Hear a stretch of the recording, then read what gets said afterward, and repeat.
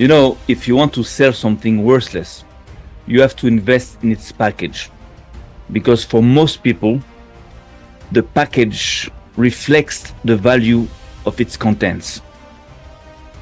Now, I'm sure that you've heard about these circles of people called the Illuminatis. Well, Illuminati, it's in Italian. In English, it's illuminators. In French, it's enlumineur. And in Hebrew, it's seraphim, meaning serpents, but most especially inflamers. These people were master artists specialized into decorating scriptures with exquisite drawings and paintings in order to highlight the contents of the scriptures. But the truth is that they were more specialized into embellishing lies in order to make them believable. And embellishing lies is precisely what NASA is doing by creating all that virtual reality around the Earth and space, by faking space missions with fake astronauts and phony scientists, by spending money without limits to build a space shuttle openly heading towards deep space, while actually a few minutes later heading towards deep sea. So I understand that in order to sell such huge lies to so many people, they have to invest so much. But in order to fight these people successfully, we have to understand why the lie and who is behind it. Because I tell you what, I believe we've reached a point where besides exposing lies, our priority should be to explain them and to explain the evil behind them. Because not only these lies are actually crimes, very serious crimes against mankind, against humanity, but when you take a look at the people behind them, you see that they are lying about a great many other things. They are lying about almost everything we believe in. You understand? Now, knowing all this makes me obsessed in understanding who these people are, what are their origins.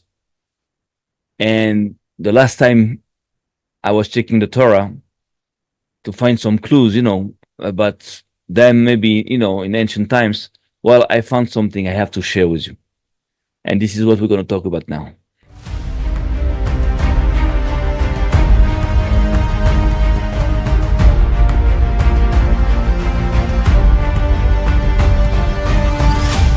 Okay, so now let's think together. First of all, you know that in the Torah, in Judaism, and in reality, Israel's worst enemy is called Amalek. Now today, all these circles of people behind all these lies about almost everything can also be designated as Amalek.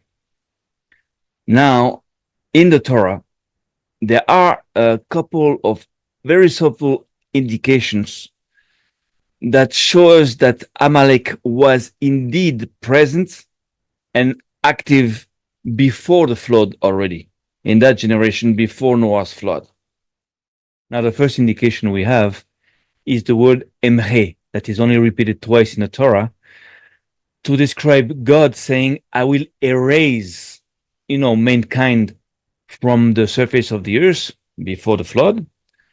And when he says, I will erase the memory of Amalek later on. So out of this fingerprint, this word, we know that before the flood, there was a people named Amalek that was responsible of all evil on earth. And that was this particular people that God wanted to erase back then. That's one. Now, the very name of Amalek also appears when God says that all the secret stuffs of mankind were evil all day long. In Hebrew, it's rak ra olayom, were evil all day long. And each of the last letters of each of these four words actually shows the name of Amalek. This is a very subtle way to indicate that actually Amalek was indeed present and very active back then before the flood. Now, there's no details about these secret evil thoughts, people had back then. All it is written is that the earth had been corrupted because all flesh had corrupted its ways upon the earth.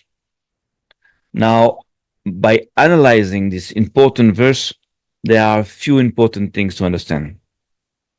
Now, all flesh corrupting its ways obviously talks about degenerate, insane, unhealthy physical behaviors like homosexuality, pedophilia, incest, and all kinds of sexual disorders.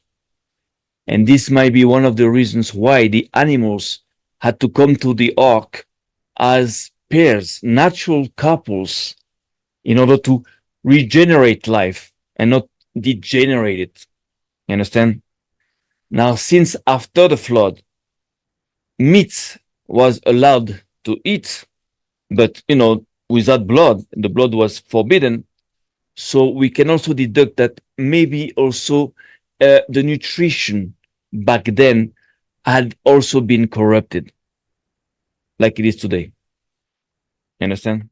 Now, our previous investigations led us to understand how the origins of Amalek are traceable all the way to the snake, which actually had the objective of seducing people by making them believe they could be like God and they could actually maybe even replace God.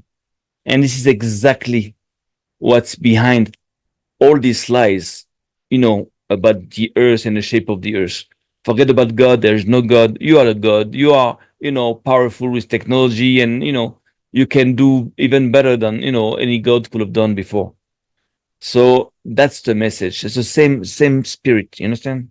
Now, since it is written that the earth had been corrupted because all flesh had corrupted its ways upon the earth, so you have to deduct that we are talking here about the ways of the earth that had been corrupted as well.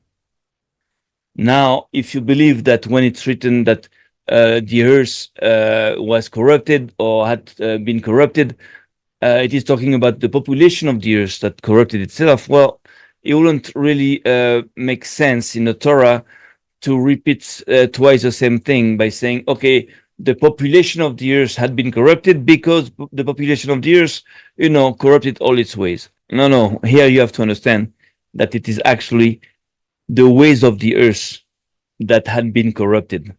That means the mechanisms of the earth that had been corrupted. And since man cannot alter, the mechanisms of the earth, he can only lie about them. So you can deduct that, in fact, those ways of the earth that were corrupted actually reflects the lies about the ways of the earth that were spread upon that generation as well. Now, al in Hebrew means also about.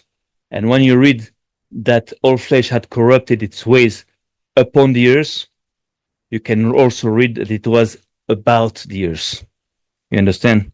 So back then also, we can deduct that there was some kind of an evil elite of people that succeeded into making its own generation believe that the earth was not working the way they believed, and that there was no God, there was no dome, and all that. This is a first approach, a first deduction of what could have been back then. But then we're going to keep on going, and you're going to see that it's actually what was happening.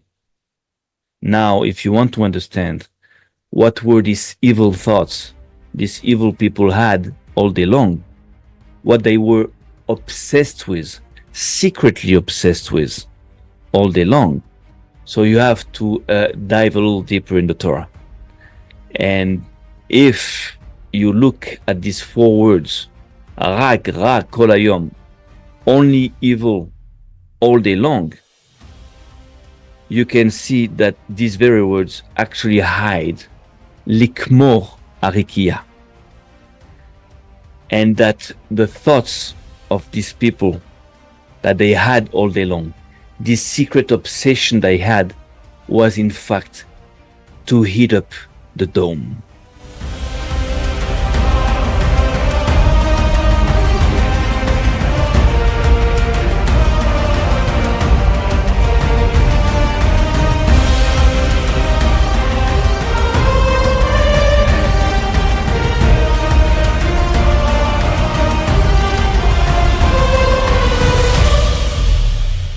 So you see how today's NASA's obsession to erase that dome, if not physically, at least from mankind's memory, was actually the obsession of Amalek back then.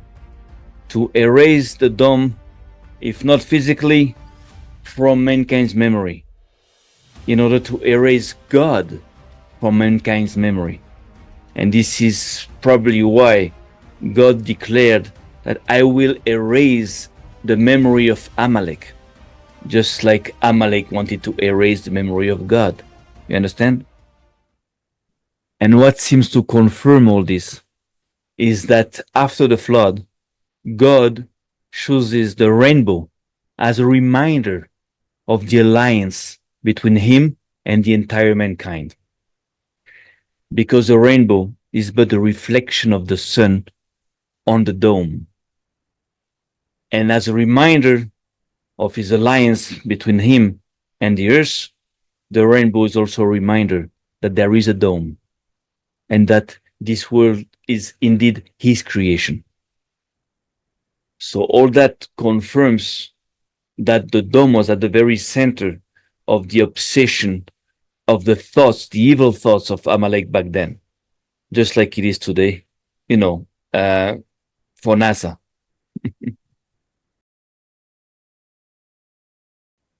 Now I ask you a question. Wasn't the flood at a planetary scale the best way to prove that the Earth was flat? Isn't it the best way to prove to all those that survived the flood and all their descendants that the Earth is flat?